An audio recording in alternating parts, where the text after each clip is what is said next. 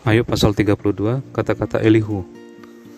Elihu merasa juga berhak untuk mengemukakan pendapat, maka ketiga orang itu menghentikan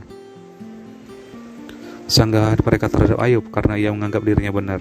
Lalu marahlah Elihu bin Barak Heel, orang Bus dari kaum Ram. Ia marah terhadap Ayub karena ia menganggap dirinya lebih benar daripada Allah. Dan ia juga marah terhadap ketiga orang sahabat itu karena mereka mempersalahkan Ayub meskipun tidak dapat memberikan sanggahan. Elihu menangguhkan bicaranya dengan Ayub karena mereka lebih tua daripada dia. Tetapi setelah dilihatnya bahwa mulut ketiga orang itu tidak lagi memberi sanggahan, maka marahlah ia.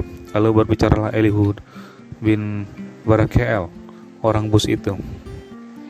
Aku masih muda dan kamu sudah berumur tinggi. Oleh sebab itu aku malu dan takut mengemukakan pendapatku kepadamu. Pikirku biarlah yang sudah lanjut usianya berbicara, dan yang sudah banyak jumlah tahunnya memaparkan hikmat. Tetapi roh yang ada dalam manusia dan nafas yang maha kuasa itulah yang memberi kepadanya pengertian. Bukan orang yang lanjut umurnya yang mempunyai hikmat, bukan orang yang sudah tua yang mengerti keadilan. Oleh sebab itu aku berkata, dengarkanlah aku. Aku pun akan mengemukakan pendapatku. Ketahuilah aku telah menantikan kata-katamu. Aku telah memperhatikan pemikiranmu, hingga kamu menemukan kata-kata yang tepat. Kepadamu lah kupusatkan perhatianku, tetapi sesungguhnya tiada seorang pun yang mengecam Ayub, tiada seorang pun di antara kamu yang menyanggah perkataannya. Jangan berkata sekarang kami sudah mendapatkan hikmat. Hanya Allah yang dapat mengalahkan dia, bukan manusia. Perkataannya tidak tertuju kepadaku dan aku tidak akan menjawabnya dengan perkataanmu. Mereka bingung, mereka tidak dapat memberi sanggahan lagi, mereka tidak dapat berbicara lagi. Haruskah aku menunggu karena mereka putus bicara, karena mereka berdiri di sana dan tidak memberi sanggahan lagi? Aku pun hendak memberi sanggahan pada giliranku, aku pun akan mengemukakan pendapatku, karena aku tumpat dengan kata-kata, semangat yang ada dalam diriku mendesak aku. Sesungguhnya batinku seperti anggur yang tidak mendapat jalan hawa, seperti kirbat baru yang akan meletup. Aku harus bicara supaya mereka lega, aku harus membuka mulutku dan memberi sanggahan.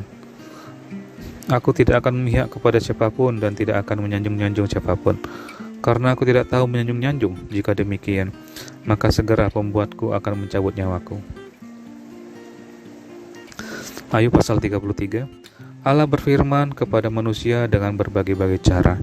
Akan tetapi sekarang, hai Ayub, dengarkanlah bicaraku dan bukalah telingamu kepada segala perkataanku. Ketahuilah, mulutku telah kubuka dan lidahku di bawah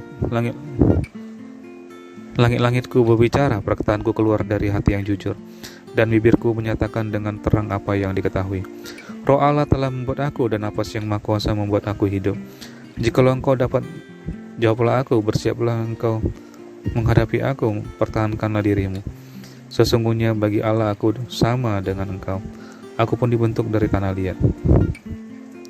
Jadi engkau tak usah ditimpa kegentaran terhadap aku, tekananku terhadap engkau tidak akan berat. Tetapi engkau telah berbicara dekat telingaku dan ucapan-ucapanmu telah kudengar.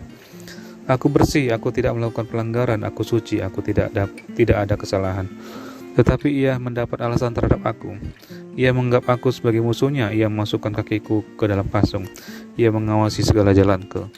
Sesungguhnya dalam hal itu engkau tidak benar, demikian sanggahanku kepadamu. Karena Allah itu lebih daripada manusia, mengapa engkau berbantah dengan dia, bahwa dia tidak menjawab segala perkataanmu? Karena Allah berfirman dengan 1-2 cara, tetapi orang tidak memperhatikannya. Dalam mimpi, dalam penglihatan waktu malam, bila orang nyenyak tidur, bila berbaring di atas tempat tidur, maka ia membuka telinga manusia dan mengejutkan mereka dengan teguran-teguran untuk menghalangi manusia daripada perbuatannya dan melenyapkan kesombongan orang, untuk menahan nyawanya daripada liang kubur dan hidupnya daripada maut oleh lembing. Dengan penderitaan ia ditegur di tempat tidurnya dan berkobar terus-menerus bentrokan dalam tulang-tulangnya.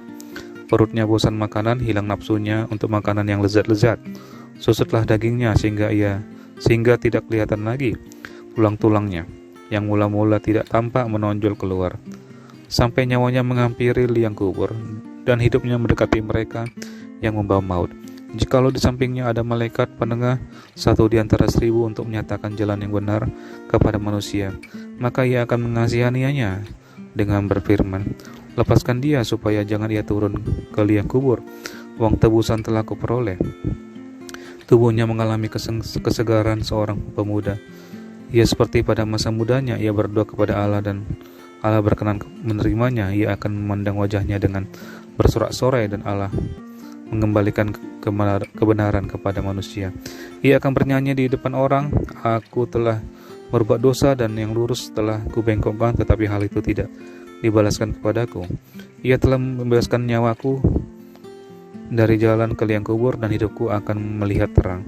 Sesungguhnya semuanya ini dilakukan Allah 2-3 kali terhadap manusia. Ia mengembalikan nyawanya dari liang kubur sehingga ia diterangi oleh cahaya hidup.